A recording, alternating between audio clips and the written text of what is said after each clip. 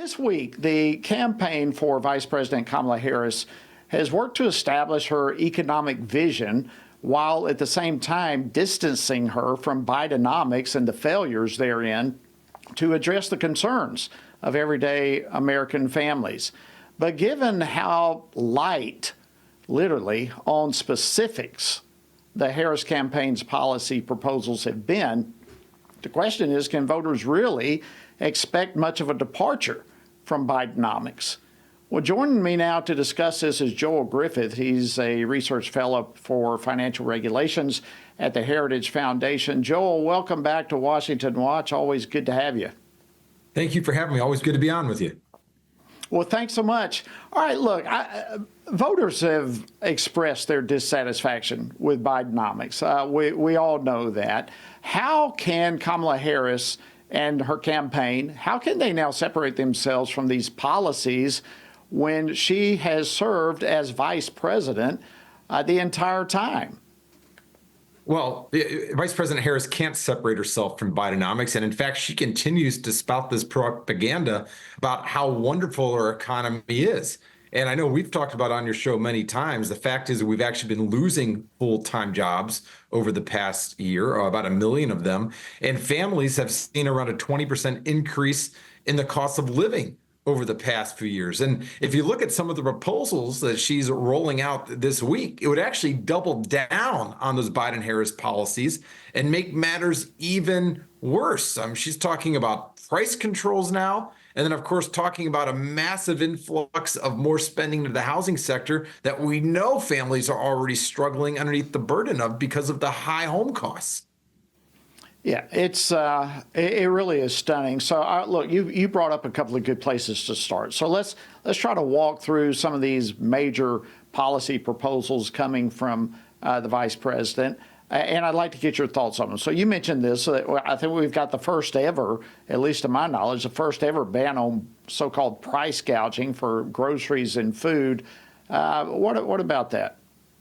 Look, we know price controls do not work, and this has been tried in the past, but it's been a very long time here in the United States as we saw broad-based price controls. You have to go all the way back to the Nixon era. And of course, it failed then. When you put an artificial cap on the cost of a good or service, what you end up with are fewer of those goods and services. You know, we saw price controls widespread, of course, during the Soviet era. If you look at videos from the Soviet grocery stores in the 1980s, you recognize, wow, these prices were set low, but you couldn't get many of the items. You had rotten meat, few food and vegetables. And of course, you see price controls right now in effect in places like Cuba and Venezuela on groceries. And guess what? They don't have much of a selection.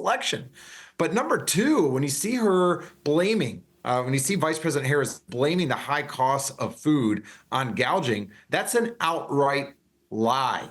And if you look at a chart of the costs to consumers of goods and services, and you compare that with the cost to producers of goods and services, you notice something very interesting.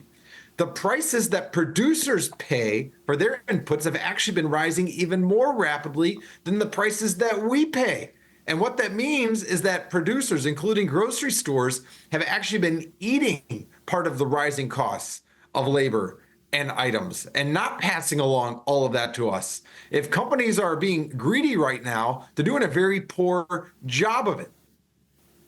Yeah, that's a great point. I'm sure, no pun intended, that the grocery store owners have been eating the profits. But that's true. I think that's an outstanding word picture. And really, this would apply beyond just the grocery industry, if you will, the food industry, but even prescription drugs. I mean, the same principle applies that setting caps does not work. Is that correct? I mean, this goes into the drug sector, pharmaceutical as well.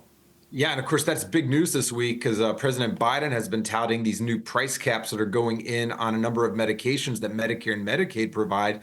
And this is literally very dangerous. We've had a number of warnings in the past from pharmaceutical companies that putting in place these caps is going to result in less research and development going forward. In fact, a number of possible cancer medications have already been put on ice, and that's because the vast majority of drugs that are researched by these big companies, 90% plus, never come to market because they just actually aren't aren't feasible. So these companies rely on the small percentage of successful drugs to basically finance the R&D for the vast majority of drugs that never come to market. So what that means to all of us as just regular Americans is that if we continue to see administrations put in place these price controls on drugs, they might reap political rewards. But what that means for us is that there are going to be fewer life-saving medications available for our loved ones as we get older.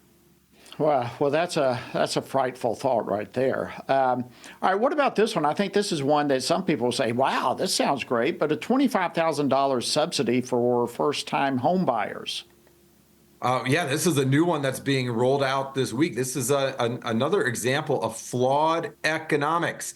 We continue to see this administration put the emphasis on demand rather than supply. What I mean by that is if we go ahead and cut everybody $25,000 checks for a home, well, guess what? That's going to drive up the cost of those homes by roughly the same amount. Think of it the same way as if you had a government promise you, hey, we're going to give everybody $10,000 towards the price of a car.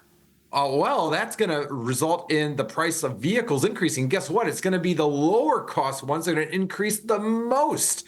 And this is a big problem in the housing market because the homes that have increased in the biggest percentage terms have been the starter homes. That's why a lot of families are getting priced out of the market. So this is going to drive up homes even more, and it's going to add to inflation because we're going to be borrowing and printing all of those $25,000 checks.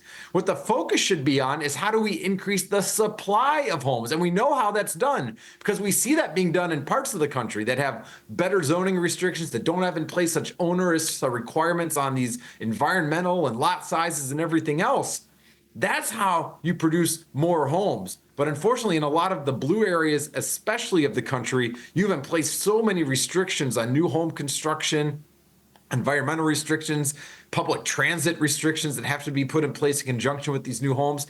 That's what's driving up the price of homes, along with the fact that we've had our federal government through the Federal Reserve buy up trillions of dollars of mortgages over the past few years. It's created a second housing bubble. This will make it worse. Wow. Well, you know, President Biden's aides are out there, it seems, every day screaming about the success of Bidenomics and how inflation is coming down, all these kinds of things. But the reality is, if that were true, there would be some evidence of it, and people would be talking about that. The proof would be in the pudding, as Biden himself might say. Your thoughts? Yeah, well, we know from data that it's very clear. This is not biased data from my organization or yours. This is data from the federal government that shows prices have increased by well over 20% over the past few years. And that indeed has outpaced the growth in income. We've seen a real income cut per family of more than $4,000 per year. And that's not even including the rising costs of credit card debt. We know that families have added on average $4,000 worth of credit card debt over the past few years. And if you look at the rise in interest rates on the debt, which have gone from 11% to 21%, the typical family is spending an additional $1,000 per year on revolving debt costs. So add that together, $4,000 a year real wage cut, plus $1,000 a year more of borrowing costs.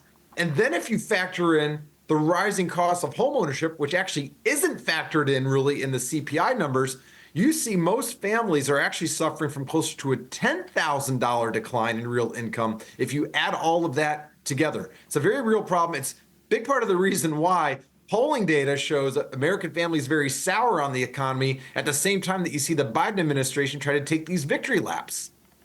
Wow. Well, Joel Griffin from Heritage Foundation, listen, I just want to say thank you so much for coming on the program again and breaking some of this stuff down to us. You know, it's one thing to tout how great Bidenomics are and try to convince people, try to put forth a spin. But the reality is reality. And people are living in reality. And it's just a great honor to have someone like you who knows what's going on to be able to break it down. Thank you so much for joining us today on Washington Watch. Thanks for having me.